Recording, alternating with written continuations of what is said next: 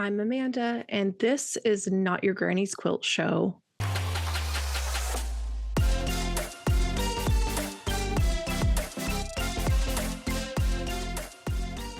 Welcome to today's episode. I am so excited to bring Shannon Fraser of Shannon Fraser Designs. What a great conversation. I cannot wait to share it with you. Shannon's so great. She's got so many brilliant ideas and just has awesome stuff to put out there. If you don't follow her newsletter or you're not subscribed, go check it out. She shares some really great things, and I've just really enjoyed following along. So I hope you love this conversation, and let's get into it. And just a reminder, you can find this episode and more on Odyssey or anywhere you get podcasts. Hi, Shannon. How are you? I'm good, Amanda. How are you? I'm good. I'm doing better finally. So this is great. I'm so excited we get to chat. Me too. It's good to be on the mend too. Yeah. It's definitely much better on this side of things. Yes. So I have been following your newsletter for a while now, and I've just loved seeing the work you share and the stories you share in there. And it's a great little kind of snapshot of like what's going on with you and your business and all that.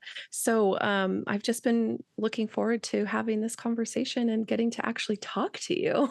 I know. Isn't that always a fun element? I mean, we live so much virtually nowadays that I find it's a unique opportunity to be able to sit down and actually have proper chat. Yeah, absolutely. So let's just jump right in. How did you get into the quilting world? I actually stumbled into quilting. It's funny, I had discounted quilting as something I would be interested in. And I get flashbacks to a drive that I was taking. My parents split up when I was young. And so my father lived in Ontario. And when I was in university, I had the opportunity to get a drive up to my dad's for a special occasion. And the people driving me, the wife, was hand quilting in the front seat as we were driving. And I think back to this moment time and time again, because I remember looking at that and thinking, gosh, I don't get that. Like, I don't understand the draw to like sit there and hand quilt and all the detail and attention and time that's required to do something like that. And so skip forward to, I think it was 2011 was I'd left the corporate world and I was in need of creativity and color. And I had always had this thing for fabric. And so I had some fabric and I decided to actually do something with the fabric. Novel concept, right? Yeah. And so I started by sewing aprons and bags and pillows and things like that. And that kind of morphed into quilting when I stumbled on a half square triangle tutorial. So I was just on YouTube surfing as one does. And I found a YouTube tutorial on HSTs and I was super curious. I was like, what is this? Like it was my first introduction to really understanding quilting or patchwork. And I was fascinated. So I decided to dive in and I made one set and then two. And Amanda, before I knew it, I was well on my way to making my first quilt. I knew nothing about quilting, though. I didn't know about dog ears. I didn't know about having to trim your HSDs. I didn't know about quilt sandwiches. I was like, a quilt, what now? Like, I was super overwhelmed, super green when I started. But those half square triangles captivated my curiosity and I fell hook, line, and sinker in love. And it was as though I had found my creative home. And I haven't, that's like 10 years ago now, and I haven't looked back since. Wow, that's incredible. Right? Like and it's a lesson to me all the time to not discount things, that even though I may have thought something isn't for me or that I wouldn't be interested in, we evolve, right? We change, our tastes evolve. And so I it's something that I remind myself on the regular to like, don't have that initial instinct of, oh no, that's not for me, or no, I'm not interested in that. Yeah. It's now I look at things and I'm like, well, I wasn't interested in that before. Am I maybe now? And so it's shifted my perspective, which has been fun.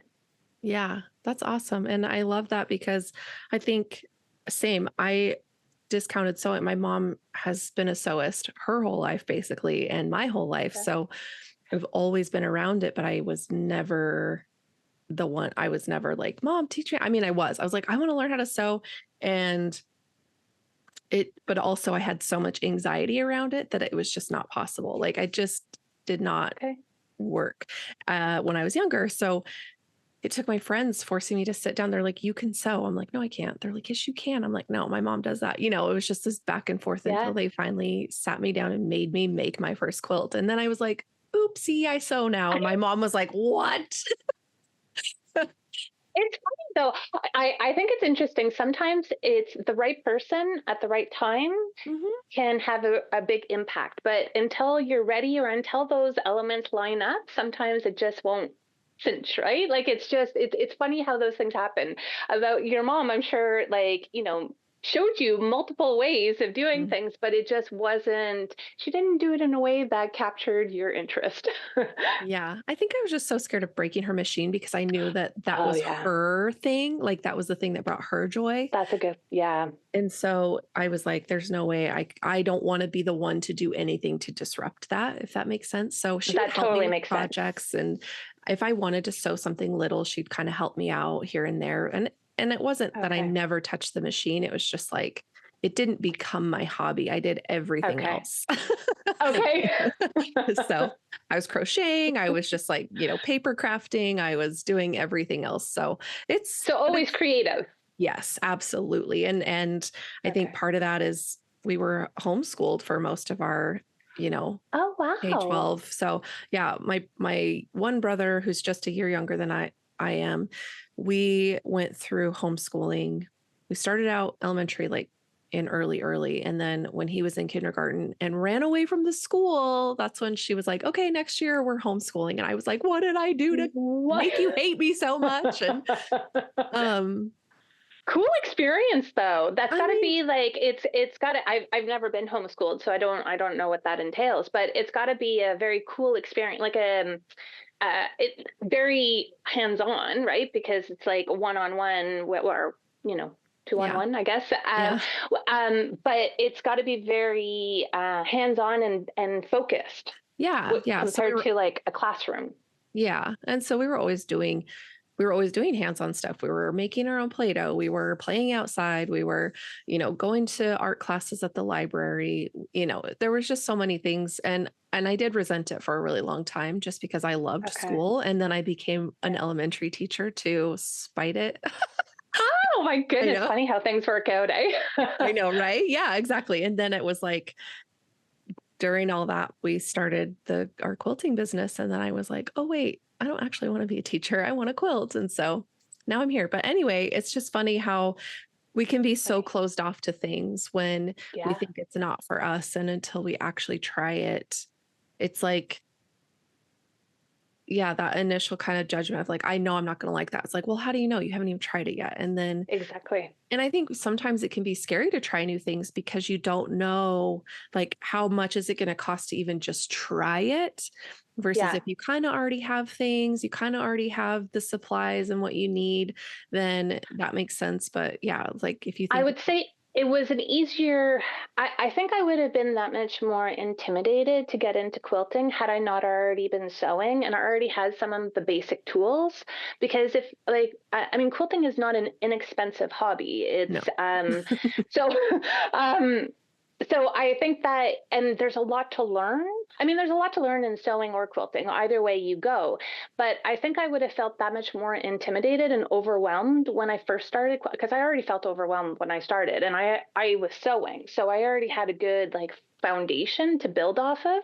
Mhm. If I had never sewed and I was just like everything was net new, I think I would have found it that much more intimidating to get into. Not impossible, just like having to get the machine, Right. and just on the machine, I realized very quickly that the machine that was fine for sewing my pillows and my aprons was not quite up to the task of sewing like queen size quilts. Right, so, yeah. so you Yeah. kind of learn different things like between the two, but like I think it's fun though when you dive in and you do have your tools ready to go, and then it's just kind of seeing all the possibilities that come from it. Yeah, for sure. So what prompted you leaving the corporate world? What were you doing in the corporate world before? Oh, I had a very, I always like to say I had a very boring job. I had a stressful job, actually. I used to consult. I was a specialty risk insurance consultant. So it's very Okay. big. Um, I worked in insurance. I consulted banks and insurance companies, is what I did. Oh, wow. And I very much enjoyed the consulting aspect. Like, I like being helpful. I like being able to be a problem solver, Hmm. which kind of segues nicely into quilting because there's a lot of problem solving in quilting. Hmm. So that was my corporate world. I left because we were on a personal level. I left to start a family. We were having a hard time getting pregnant, and so I Okay. thought that maybe my job, which I traveled a lot, it was very stressful. Hmm. We thought maybe that wasn't helping, so I took a break. And if anybody has ever gone through IVF treatments, it is a whole new world, and it's very consuming, time consuming, and there's quite a bit of limitations that are put on you depending on where you're at in the process. And Yeah. so it allowed me to kind of have, like, I stepped away from my corporate job, and then I needed color and creativity. I needed something while I was going through all these treatments, Yeah. to because I'm not someone to sit and not do anything. And so I was trying to transition from being a very active and very busy person to trying to slow things down and really just focus on these treatments. And so sewing came at a time where it really enabled me to reconnect with my creative instincts. And it was interesting. Reconnecting with my creative instincts really also allowed me to reconnect with myself, Hmm. and which was a weird thing to kind of navigate and go through, and think that my creative my creative outlet is helping me understand myself better. I found that a really interesting process to navigate and learn Yeah. from. And so, yeah, it was just kind of this natural evolution of one thing kind of led to another, and I just kind of Hmm. went with it. So it's a weird, I don't know, there was no plan, is essentially what I'm saying. There was no Yeah. plan. I was just kind of, following my interests, whatever was piquing my interest, and requests that were coming in. How I ended up starting my quilting business is people were asking me for my designs. And so I was like, oh, well, this might be a fun thing to be able to do while raising a family. Like, it was something that I could do behind the scenes between my treatments, and be able to put it aside if I needed to be on bed rest, which I was Right. often on bed rest. So it was this like flow that I got into that allowed me to still feel like I was connecting with something that I had, like, that interested me and gave me joy during a process that is very stressful and often not joyful. And so it was just, I think it just found me at the right time in my life, is really kind of, so I'm thankful, like, I'm thankful for this creative journey that I've been on in so many ways, like, not just for reconnecting with my creativity, creating a new business out of it to help support myself, but like also the creative challenges, like actually coming up with the quilt designs and diving in and actually making them and figuring out how to make them. I mean, it's been a wild ride. Yeah. It sounds like it. Yeah. I but I love that you could recognize, like, and I think that's just so hard, especially when it's like your body's not doing the thing that you're, you know, led to Hoping believe for. it's supposed to do on its own. Like, Yes. there's all the abstinence talks in high school and that you better not have sex because Yes. you're going to get pregnant. And then when you're like, well, but I want to now and it's not happening, it's like, you know, Yeah. that's hard. And so the stress of that on top of the stress of a stressful job and then needing to find a respite from all of that, I think that's awesome that you found sewing and creating because I think there's something so therapeutic in it and So therapeutic. so calming and meditative, and it gives you the Yeah. space to just think and or not think, really. I mean, Yep.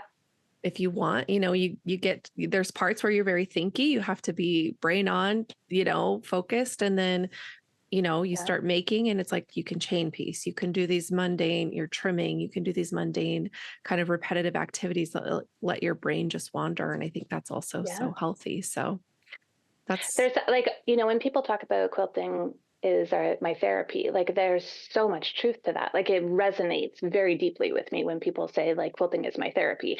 I didn't like what again, I didn't start it as my therapy, but like sure. in the course of it, I can very much understand and respect that statement. Yeah. I'm so excited because coming up in a couple weeks, I'm actually talking to a therapist who is going to Nice. talk about all the different therapeutic benefits of art and just give some Yeah. resources and some things to like look at and try. And she actually works with my husband, who is also a therapist. So Oh, I'm cool. yeah, I'm actually so excited to talk with her because we talk about it, like comes up all the time. Like we all of us quilters have a reason why quilting became like a comfort, a security blanket, if you will, Yeah. in hard times. And so it's just I'm so excited to like pick her brain about the science of it and all I'm that. So yes, I'm curious to hear that because I think that there's when I speak to other quilters, there's an element, and it's different for all of us, right? Mhm. To what it actually satisfies, but generally speaking, everybody seems to get some sort of comfort or benefit, health benefit, out of their creative practice, which I think is fascinating. And thank goodness that we found it and like are putting the time and dedication into it. Yeah. Yeah. It's really cool. And I think there are obviously so many other crafts and activities and different things that can be therapeutic to people, but it's just so fun, like in the quilting community, to find that common ground that like this is what grounds Yeah. us. This is what keeps us feeling whole and productive and gives us a space to work through feelings and Yeah. thoughts and express design and all those things. So Yeah. I like to call it my catch-all, right? Like yeah. whether I'm happy, sad, angry, it doesn't matter what emotion I'm feeling. Quilting is usually where I want to be. Like it helps me process it, it helps me navigate it, it helps me understand it. Mhm. Yeah, it's an interesting catch-all for me. Yeah. Ooh, I love that. So, oh, I just lost my question. Oh, so when you were starting to design, were you still working on like were you designing when you were making like aprons and pillows and things? Like, I wasn't. It was literally there's like the sewing period and then there's the quilting period. okay. Okay. I mean, I now have combined pillows. I'd still do, I have this thing for cushions and pillows. I don't know what it is. Mhm. I love having them on out and on display and I love making them. So Yeah. I now combine quilted pillows in my repertoire, but generally speaking, I don't do very much sewing. I really, when I found quilting, there was something about it that really captivated my interest. And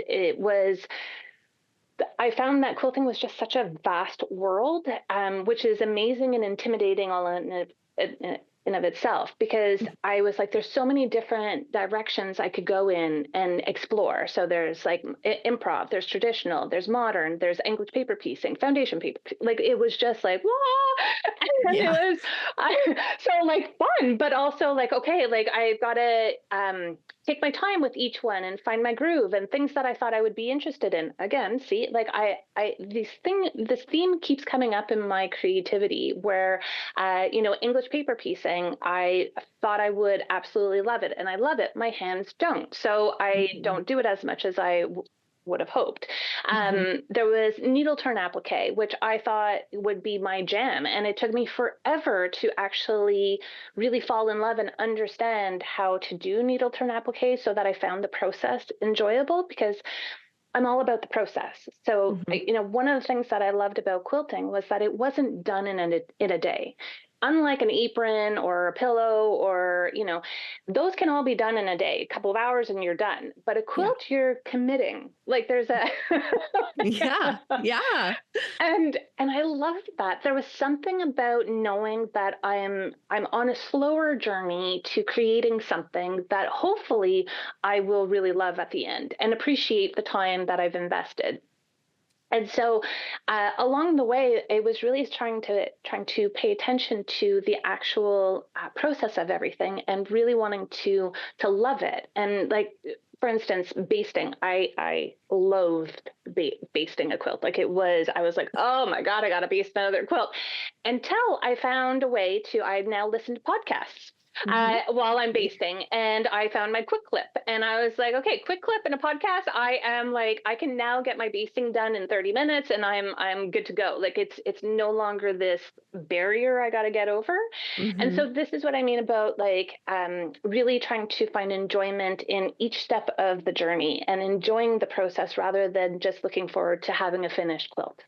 Like, Yeah. it's and so that in of itself was an eye-opening approach to my creativity, and how do I um, navigate that so that I'm staying engaged, like Yeah. wanting to learn more.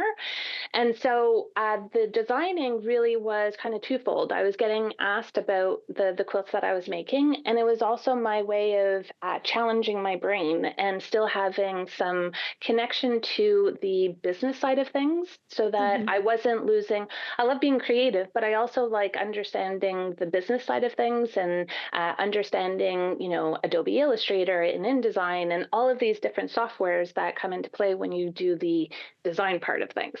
Yeah. So it was fun for me to learn. I like to learn and challenge myself, and quilting has certainly challenged all of those elements. Yeah, yeah. That's awesome. So I guess what inspired your first design kind of foray? What made you go, "You know what? I bet I could make that." So interestingly, the first design that I did, I was participating in a new quilters blog hop. And this goes back to, I think I'd only been quilting maybe a year, less than a year. Mm, And part of that collaboration was designing our quilt block. And so it was my first foray into the actual process of. I had up to that point like done a custom quilt for a client, but I hadn't actually done an actual pattern design. mhm. And that was a very overwhelming experience. There was a lot of frustration and joy when I ultimately succeeded in figuring out how to pull it all together. Yeah. It's still a pattern that's available today. It's free, actually. It's my Medallion Squared quilt block. It's a foundation paper piecing block, and it took me forever to figure out how to translate the FPP pattern into an actual pattern. So that part of it was the actual computer side work of it was the Mhm. challenge, because I knew the design that I wanted to do. I just, how do I translate that so that someone else can do it? That was Right. mm, um, it was. I will be very honest and say there were multiple times where I wanted to pull my hair out, and I was like, "What have I taken Right.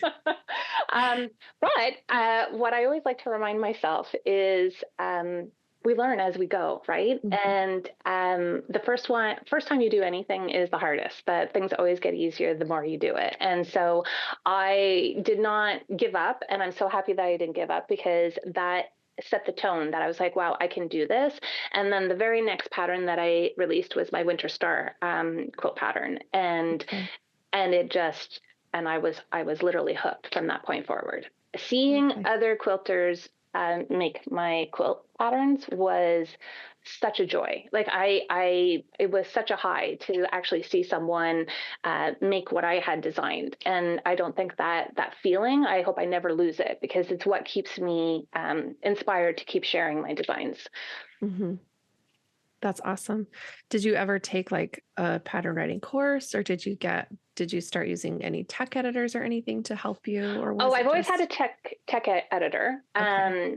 but I've never taken a pattern writing course. I'm very much a self-taught. I'm self-taught when it comes to sewing. I'm self-taught pretty much when it comes to quilting. Okay. Um, So I like to figure things out. I'm not I'm very much a self-starter in that respect, which I'm very thankful for, that I can learn on my own. I'm in French we say débrouillard. I'm trying to think of the English equivalent. It's I'm like I just figure things out. Like I'm good at digging in, doing the research, trial and error, figuring it out and coming up with solutions. Yeah, I love that. It's kind of like a grit that it takes to buckle down and work through something hard and puzzle it out. And Yeah. I think It's there's so definitely, rewarding when yeah, you get to the other end of it, right? Like when it works out. You hope it works out anyways. right. Yeah. Yeah. You put that last piece in the puzzle and you're like, oh, I did it. Yes, exactly. That's Exactly. awesome. How fun. Yeah. I think I love I love FPP. Like I've definitely taken a shine to it, which is again, it's one of those things that I was like, I wouldn't try it for the longest time because I'm like, nope, there's no way. Like I just kept hearing it's so hard, it's so hard. You have to think backwards. And like, Yeah. we randomly had one client ask, she just wanted this little wall hanging. It was 4 books. It was from Angela Pingle's Yeah. uh bookworm. Is that hers? I don't know. Anyway, I can't Not remember sure. what it's called. But anyway, it was her book design, and my mom and I were like, we've never done paper piecing before. She figured it out. She worked it out. Like I let her take point on it because I was like, I don't know what I'm doing. She's like, I can do this. I know I can figure it out. And I'm like, you go, girl, Yeah. Yeah. um, and watching her kind of struggle through it and be like, God, like I have to take this piece out and like I Yeah. I keep sewing this thing wrong, and you shred the paper in the process, and it's just like even that I was like, I don't know, I don't think I can do it. But when I finally just like jumped in, I started with a log cabin. No, that's not true. I made the Good. clock face from Holly Clark. Um, Okay. on her website, she has that pattern. Like you can make a clock face. And so I was like, it's 12 wedges. Like I'm fine. I can do this. No, it took me so long. But then I was like, well, I just need to keep practicing. So yeah, I did a log cabin and then I slowly started to add, I did a diamond. It's like I did slow, kind of smaller projects. And now I'm like, I can do anything with paper piecing. But now I'm like, well, I need to figure out how to design paper piece patterns because They're there's, fun. They're a lot of work though, because yeah, there's the patterns themselves, like the templates yeah, themselves take a lot of time to get it all. It's very detailed. yeah, There's a lot, yeah. Like yeah. I don't know how else That's to say it. It's I know. Yeah. Very finicky, very like, and I think that's the part that kind of holds me back because I know it's going to take a lot of time and attention for me to sit and make sure that the lines are precise and that everything works out. And I think part of me is like, your ADHD says no. But So once you do it, like once it all comes together, and this is what I always try and remind myself while I'm in the thick of it, because sometimes when you're in the thick of it, you're like, why did I take this on? It's like, why? mhm, But it's like, I just try and remind myself that just a little bit every day, like, and before you know it, you're like halfway through, then 3/4, and you're at the end. And it's just like to not get overwhelmed by all the details. Just take it slow and steady, and you'll eventually get there. But they're time consuming.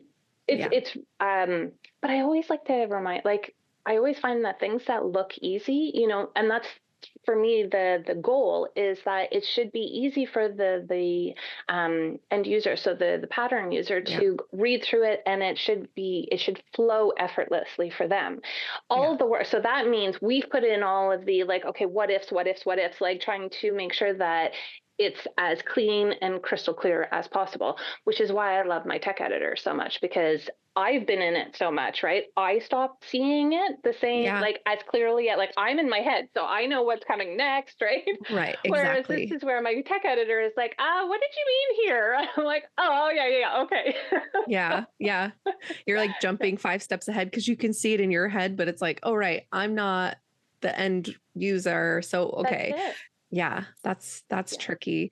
But yeah, it's so exciting to see just like new and fun designs and the technical detailed things you can do with it. So it's Yes. an exciting concept for me. And again, one of those things that I tried to like ignore for a long time. And now I'm like, I actually really like it. So it's a fun step in the direction of just like getting more customized and being able to have more precise piecing and design in your quilting. And so The the precision is pretty cool. Like the points, and I incorporated it in my Fraser fur, which is, Mhm. I don't know, like behind me.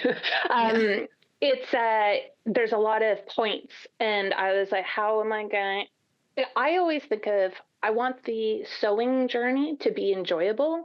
Hmm. So it's like, I don't want you to be constantly frustrated with, I can't achieve these good points. So how do I help you achieve these really nice sharp points? So this is where foundation paper piecing comes into play. The challenge is that I find foundation paper piecing is not everybody's jam, right? Some people love Hmm. it, some people don't enjoy it. And so that's always a tricky thing to navigate, and trying to be up clear and upfront with people of like, what is the sewing technique required?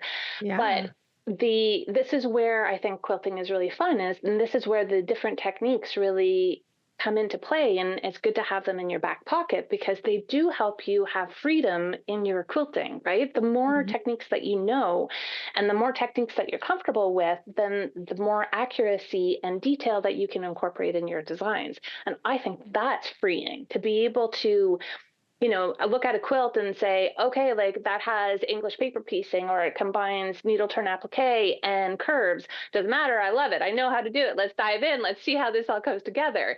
And that's where I think the fun in challenging ourselves to explore these different techniques comes in, and staying open to them, right? Even if we're like, not so sure that's for me, at least give it a try to see if it's not something that you might want to incorporate in your creative toolbox. Yeah. Yeah. I love that. And it's so like, I think when you first start to learn a quilt, and I'm saying the general you, but also me, okay, me, when I first learned to quilt, um, I definitely had such a closed view and I became snobby and I will own it. And it kind of comes Yeah. across in my like very early episodes. Don't go listen. Um, but or do, I don't care, whatever. I am who I am. Um, but We're all evolving, right? I right, right. mean, we're all at different points in our journey too. Yeah. So I Yeah. I take it as we base. I mean, it's like me, the today this is where I'm at. In Right. 5 years from now, who knows what my perspective will be, right? We Yeah. we we hopefully we hopefully evolve and change and grow, and learn, right? And Yeah. so, Yeah. the fact that you're able to say that this is how I was and here I am today, here's how I think that speaks Mhm. to evolution and being open to changing. And I think that's a positive. Right. Well, and I think the more skills that you take on for yourself too, I think that opens up a whole new world of understanding that you can do whatever you want in quilting.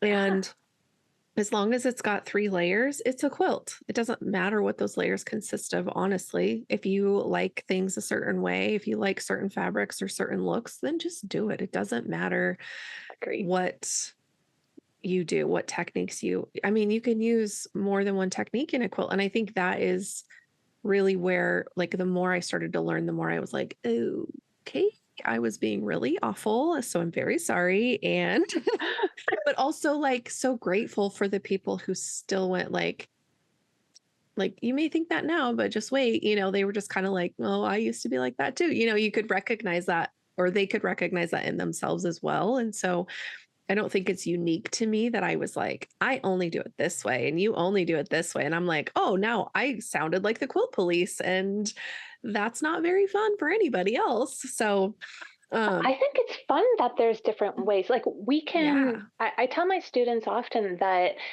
there's different paths to get to the same destination, and the path that you take is individual to you, right? Like the yeah, path I take may be different from yours, but we're still going to end up at the same spot. But hmm, I don't like that path, I prefer this path. right. Like it's Yeah.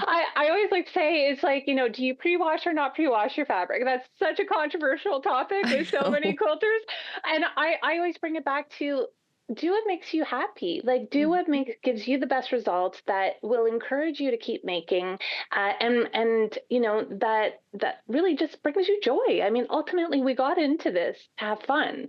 And Yeah, I remember that, and I remind myself and I remind my students of this all the time, because if we're not having fun, what are we doing?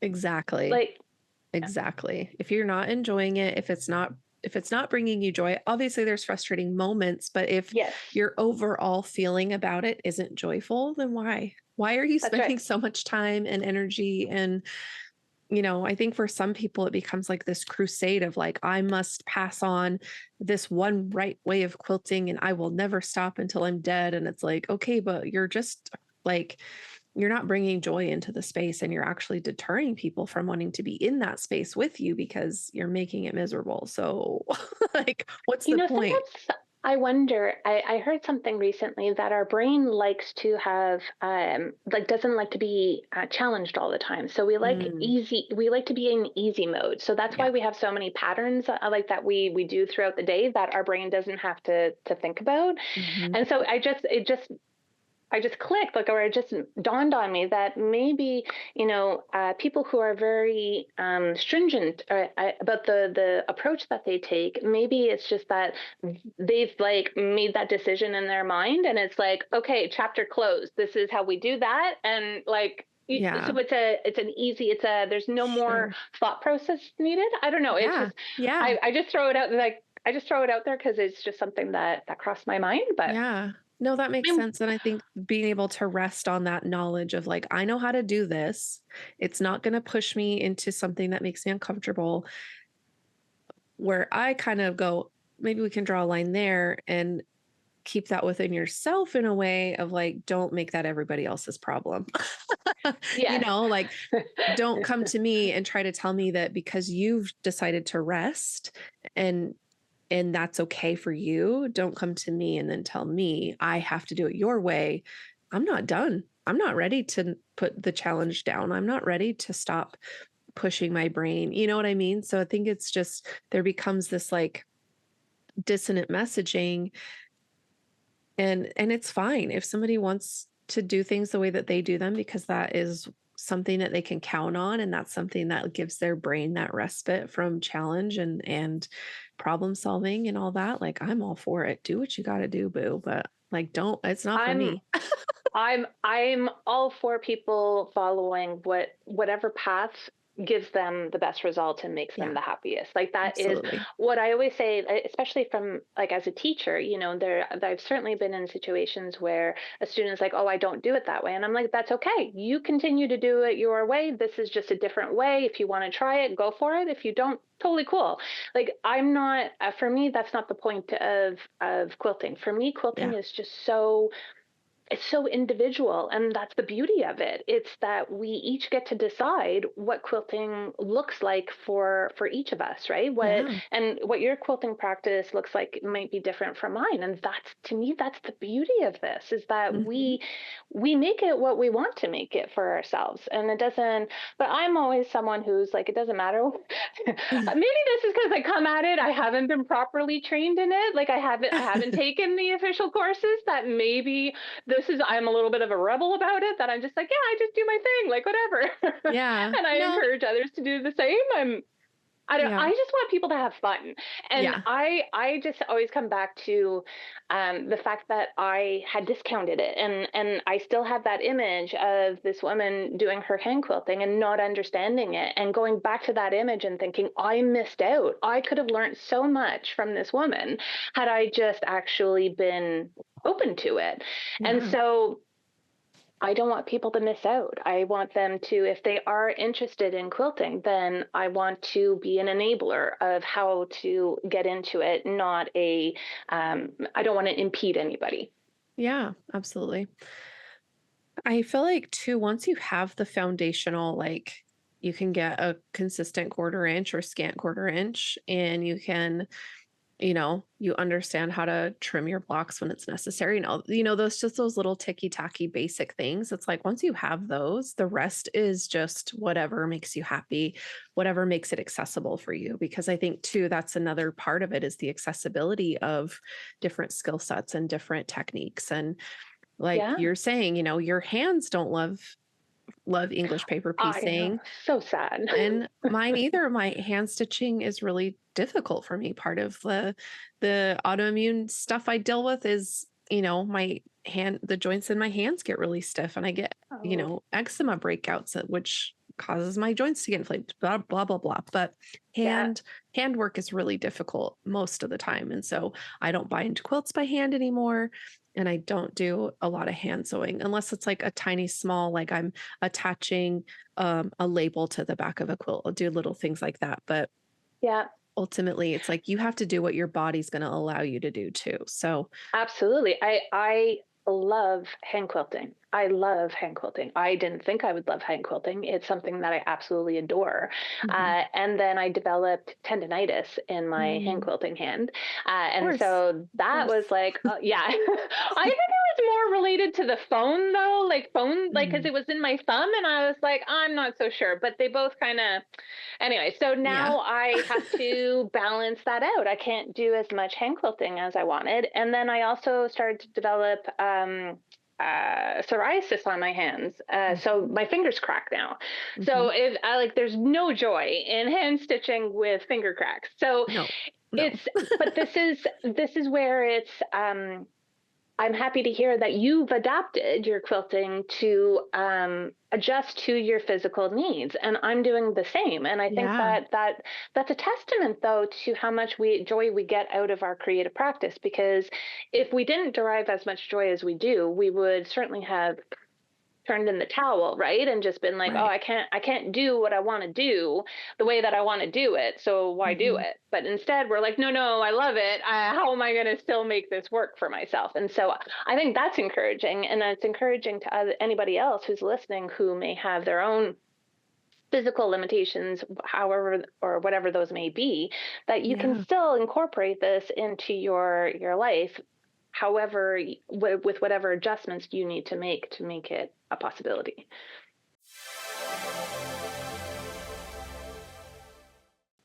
Yeah. And the I think the ableism in crafting is kind of wild, and there's things that you just don't even think about, as a mostly able-bodied person who can do just kind of whatever. Don't think about those things until, You're you're facing faced it. with it almost. Yeah. And, if it's not Yeah. in your sphere of, influence, so to speak, like it's hard to recognize those things. And so then when you feel like you have to make an accommodation for your own self, it's like, oh man, I can't even imagine. Like, what if I didn't have a hand? What if I had a missing finger? What if it's like these people who still accomplish quilting with challenges that like I would never have to think about, or haven't thought about really. It's like I have nothing but respect for that. And it makes me strive to like be more gracious with myself and with others, and um open to the idea. And I think that also helped me open up to the idea that like however you make a quilt is totally fine, like it doesn't matter. And I think too also that's a repetitive, but the idea, because I came out of elementary education, and I was accommodating and differentiating for my students all day long, every day. And most of the time it was just, I didn't even have to think that hard about it because it was just like, nope, that's just what they need and we're going to make it happen. And I'm like, why can't I apply that in quilting? Why can't I apply that in the crafting space? And so just that kind of realization clicked just like not it's kind of embarrassingly not that long ago.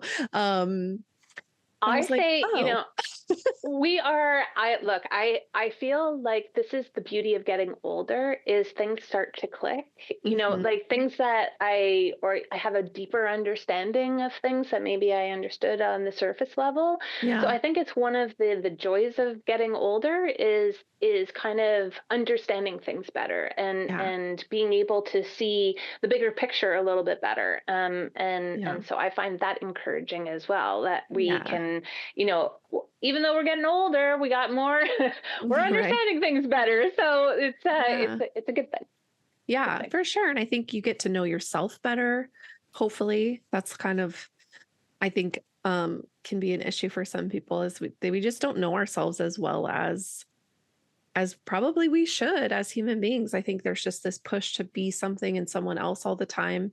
Yeah. So anyway, just yeah, that time of wisdom and getting to know yourself and getting to know the world better. I think, you know, learning more things that outside of your own self and things that you wouldn't maybe encounter in your own bubble of people and experiences. And it just opens you up for just a whole different perspective on life. And I think it's so valuable. And doing the hard work of meeting yourself and understanding who you are outside of your parents, outside of your friends, outside of your spouse, outside of your kids, like who are you?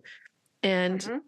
being able to look in the mirror and accept all your parts, who you are, is just such a gift. And I think that ultimately informs your craft, right? It ultimately informs how I, you approach what you do. I was going to say, I feel like quilting has enabled me to reconnect with so much of who I am and understand what do I like, what colors do I like to work with, what kind of texture. There's small details, but then there's also how do I want to work. So like I mentioned before about, I thought I wouldn't want to do any hand quilting, and it was binding that got me into the hand quilting because I really wanted my binding to be nice. Yeah. And Yeah. it was anything but when I first started. And so I think that but learning that I actually do enjoy the slower methodical stitch work, that it allowed me to have these quiet moments. And I now, most of my stitching is done in the morning, and that's how I start my day, quietly hand stitching or working on a quilt or binding or Yeah. whatever. But Hmm. it's through taking on different creative projects that I've learned about me and what kind of day-to-day lifestyle I want, and that I do want to incorporate the creativity in my day, even when life gets busy. Like I still try, which is why I do the morning makes very much Hmm. a la Cheryl Arkeson. Yeah. I always like to say it's I also have Marie Forleo, who talks about create before you consume, and both of those ladies' comments are very much in my mind, Hmm. and have been for years when I start the morning, because my days do get away from me, and so it's nice to be able to sneak that in. But my point Yeah. is that it's in taking on these different quilting challenges and through my quilting journeys is that I have understood myself a little bit more and what I want out of my day-to-day life. So I do want some quiet. I want the calm in the morning, quietly hand stitching away without any noise, anybody around. And I would have never imagined I would want that in my life, before I had gotten into it. So it's interesting the things that we do discover about ourselves, even through our creative practice, Yeah. which is kind of cool and Yeah. very unexpected. Right. I know it's like you just get all these kind of life lessons that maybe you never thought you'd get when you do something like quilting, when you dive Yeah. in fully and give yourself over to it. Yeah. And No, and you get the just even the community itself is so diverse that I've met people from all over the world. I've met like art quilters, I've met like traditional quilt. I mean, there's such a vast, my goodness, we've got such a lovely, diverse community and that's encourages me even more, that seeing other people dive into their passion and what they're curious about. I'm like, you go, like, that's exciting to see people who are passionate about what they do. And so it's fun to see that and to me, it reconfirms that this is, once again, it's up to us to decide and define what our quilting journey looks like for ourselves, which yeah, so liberating. absolutely. Yeah, that freedom and that I think, and it kind of goes to just like a life thing too, is like until you really open yourself up, you don't even know you have choices, right? So Mhm. y- you have all this freedom and this liberation within quilting, but then it's like, oh, and then again, it can be translated out to life. Like, oh, I have so many choices Yeah. in my life too. It's not just what kind of fabric I want or how I want it quilted or what kind of design I want to show off in this quilt. Like it can be applied in your life and your day-to-day choices. And like you said, that intentionality of excuse me, that intentionality of creating before you consume, which I don't do. So maybe I'm like, I'm like, maybe I need to start doing that because my day starts off often feeling frantic because the first thing I do is crack my eyes open and grab my phone. And Yes. I I've been think, there. I don't do yeah, that anymore. good, smart. I It's love that. it's I've been on a little bit of a journey of reevaluating my association and my dependency on my phone. Yeah. Specifically, more so with social media because um, I mean it's a push pull. Like the I love it because I get to connect, Hmm. but I also find it can like there's pros and there's cons. And the con for me is I can sometimes I feel not so good after being on social for a bit. And Yeah. I don't like that part of it because I don't want to go on something and then not feel good after I've been Right. on it. And so I'm trying to find a balance, or I'm trying to find that sweet spot of where I'm still feeling connected and I'm still Mhm. sharing and interacting with the community, but not so much where I'm consuming too much time of my day on it, Yeah. and limiting it so that it doesn't start to affect me negatively. And Yeah. I haven't found that sweet spot yet. I'm still trying to kind of navigate it. Yeah. It's a tough one for me, to be very honest, but I have stopped looking at it first thing in the morning. And that has been actually very liberating to say that it's like it's a non-negotiable. I'm not allowed to be on my cell phone. Yeah. Yeah. It's actually kind of like, oh, okay. Like I start my day. Normally, I actually now start it with meditation, which I'm Mm, not a good meditator. I'm the first to admit either. it. It's been years and years that I've been trying to get into meditation because I have a hard time sitting still and just like Yeah. being quiet. I can do it Mhm. when I'm hand quilting. So that type of like, I call it my moving meditation, like where Uh-huh. I'm doing something. Love that. But just actually sitting there, eyes closed, like, oof, tough for me. Yeah.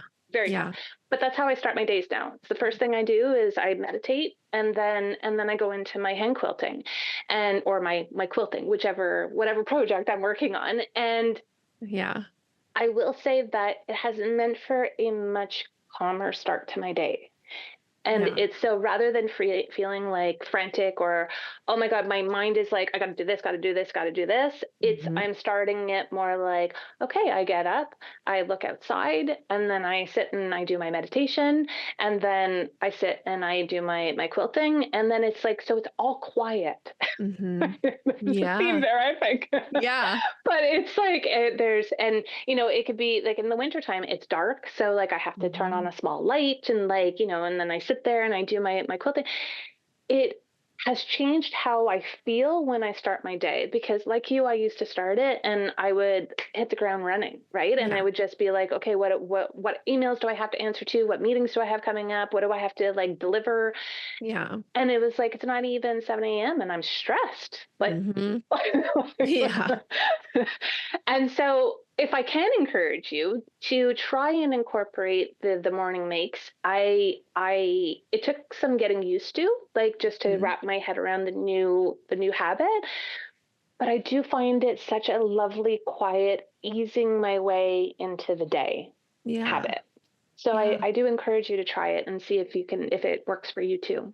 But I Yeah. also mentioned to people like some people come more alive at like midday or nighttime. So Mhm. like I think it's like different. I think it's the individual for when your energy like I think we all know our energies way better, like when we actually pay attention to it. I Yeah. know I have the most, like, my brain is the best in the morning. So, and Yeah, by me like too. 1 o'clock, my brain is like, Yeah. Like mundane tasks only after lunch because your girl has no more brain power.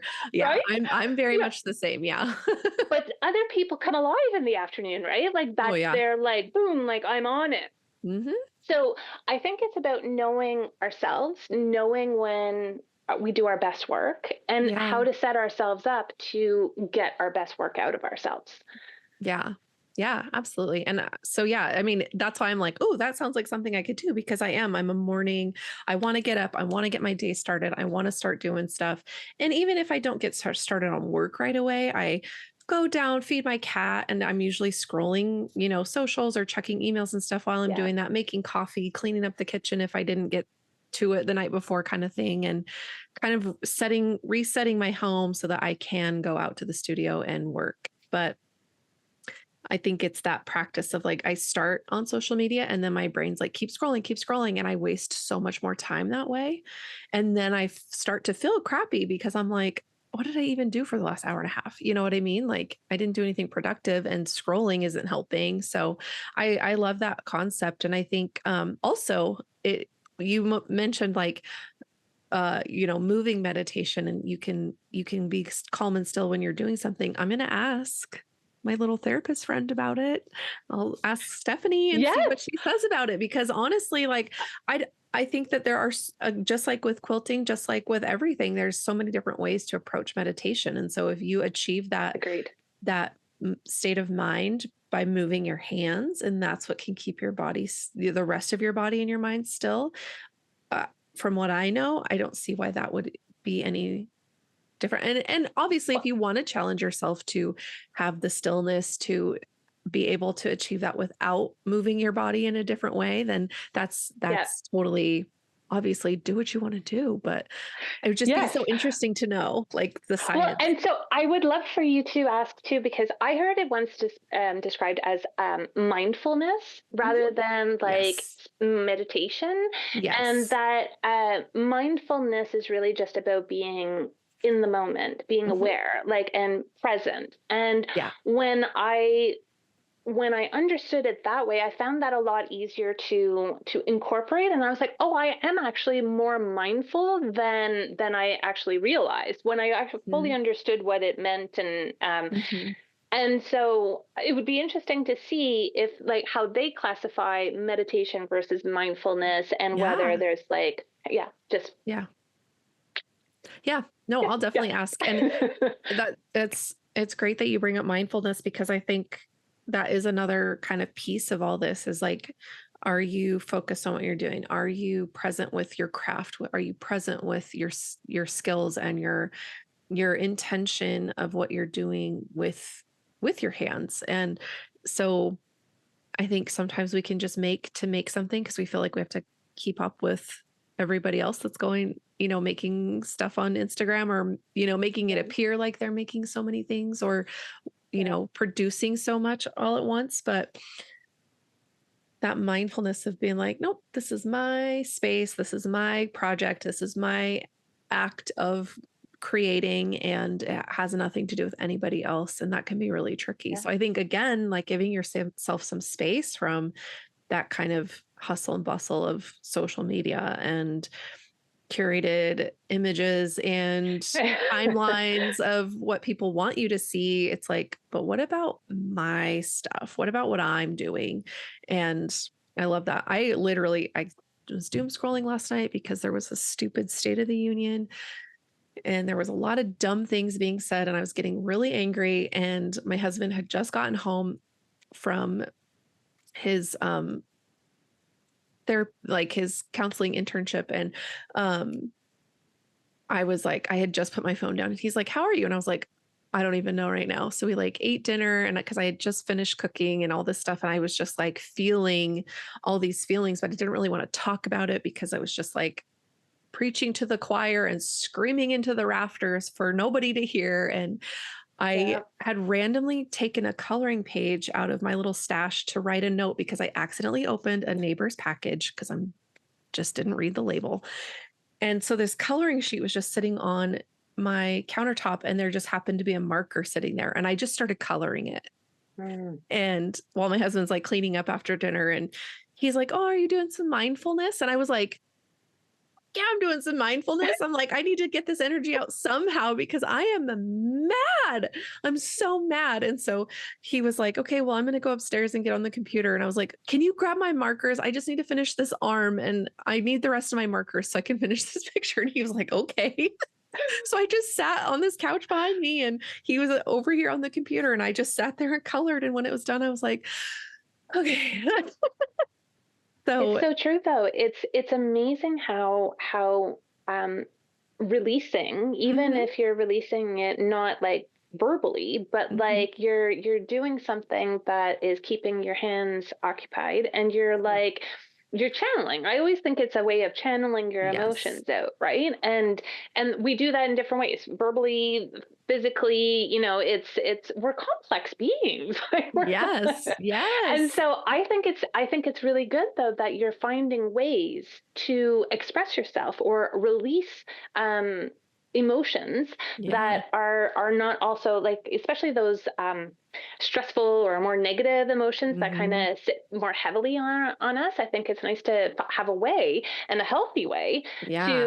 to release them or process them. Yeah. And 100%. it's like, so you've got lots of them. You've got like Yeah. crochet, you got coloring, you got quilting. I Yeah. mean, you're Yeah. covered. Yeah, I think that's like the beauty of being growing up a crafty kid in a crafty household because my mom Yeah. always had something for us to do. We always had just like random beads and, fabrics and sewing supplies and coloring supplies. And we just had everything. And so it really, there was always something to do. There was always some kind of creative outlet to be had. Yeah. And so I think that was definitely something I always am very grateful for growing up with Yeah. and not having to like wait as an adult to find that. Cause then I think too, it's been easy for me to bring it along with me as I've grown up and just been like, yeah, I still like to color. And so I have coloring books, I have markers, I have colored pencils, I have like my Yeah. little, art caddy. And so also that's helpful when my nieces and nephew come over and they want to do stuff. And I'm like, Yeah. oh, I've got Play Doh. I've got all these little things. And I'm like, it's for the kids. No, Yeah. it's for me too.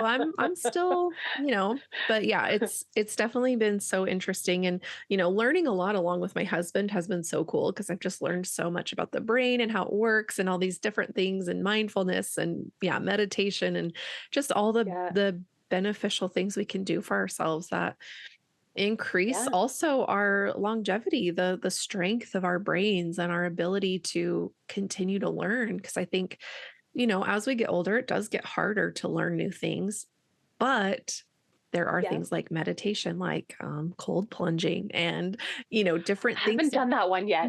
Yes. Woof, it's it's something. Um, but that increases the neuroplasticity we have. And so that Yeah. allows us to start taking on new things and to learn more and give our bodies something new to do and learn how to deal with kind of stressful feelings and reset them. And it really is so cool. Our brains are so cool. And the fact that They are. like humans came up with like stabbing fabric with little strings to keep Do it you know together.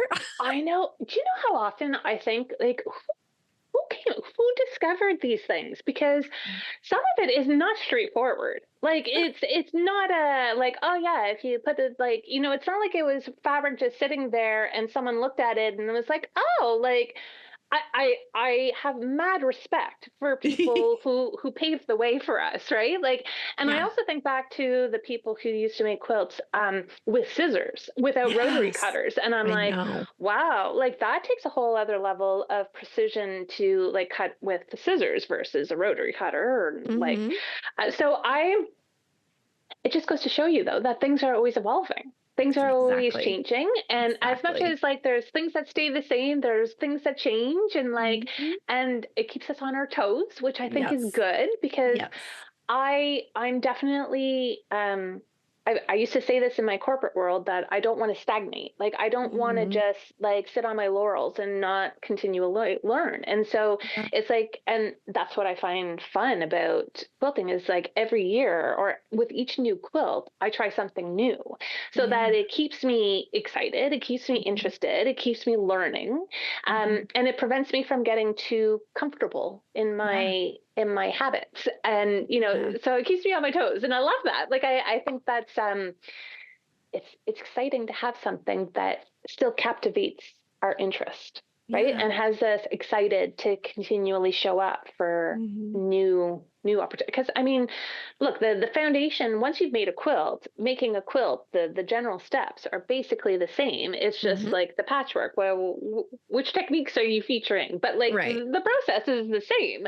So that's where it was really for me eye opening to say, okay, how do I keep this a challenge for me on a go forward basis? And that's where I was like, okay, well, as long as I incorporate something new every time I And it doesn't have to be something big. It could be, am I just going to machine quilt my binding, which I'm horrible at, and I just need to practice that more. Um, but like, try something new to explore, to challenge, and keep it fresh. Yeah. Because I Yeah. don't want to get tired of this. Like, I don't want to get Mhm. bored.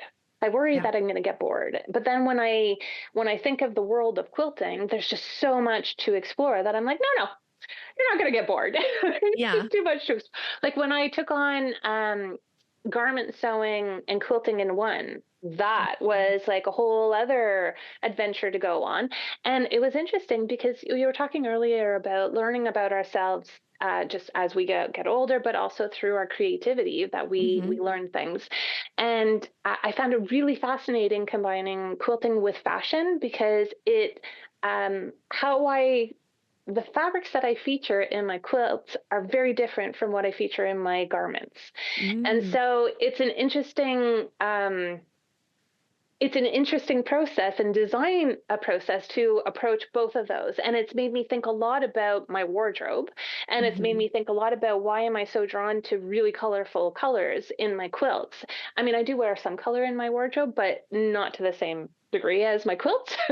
so Yeah. so that was interesting to understand my approach to color. And so that's where I was saying like we do like there's unexpected ways that we learn about ourselves through Mhm. the creative projects that we take on.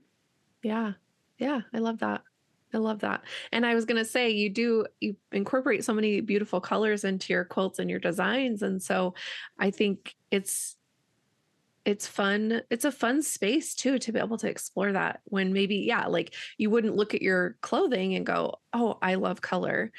But when you're putting it into a quilt or putting it into something else, like a bag or a pillow or something, That's it's right. like, no, yeah, I'm gonna throw some color on this and make art with it. And Yeah. I think it is funny to think about like the way we dress ourselves and maybe there's some kind of someone else's voice informing the choices we make about what we put on our bodies. And it might not be what we love or what we think we like because we've heard, all these different things for so long. Like, well, don't wear that color. You'll look crazy. Or don't dress like that. You'll look like a psycho. People want to put you in the institution, I but it's like, it's so funny. I have this story. I always go back to it.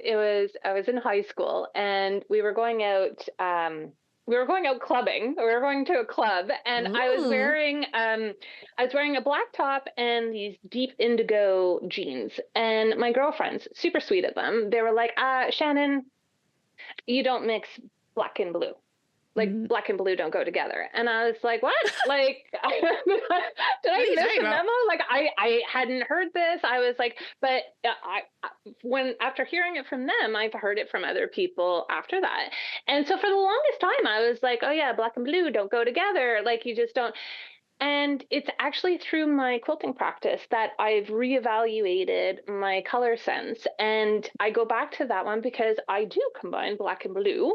And Yeah. I'm okay with it. Like, I'm okay with that combo. Whether you think it doesn't go, that's okay. That's your prerogative. I am on the camp that I'm okay with the black and blue going together. And Right. that's where, but here's the thing is once again, you can't dispute someone's taste, right? Like Right. everybody has their own individual way of seeing what pairs nicely together. And you may like it, I may not, I may like it, and you may not, and that's okay. This is the beauty of living in the world that we live in, that we can Yeah. both can be okay.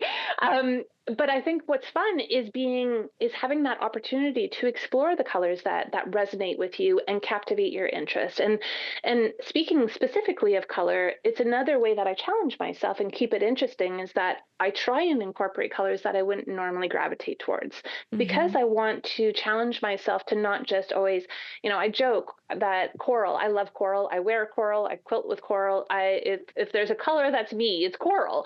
But I don't only want to feature coral in all of my quilts. That would be Right.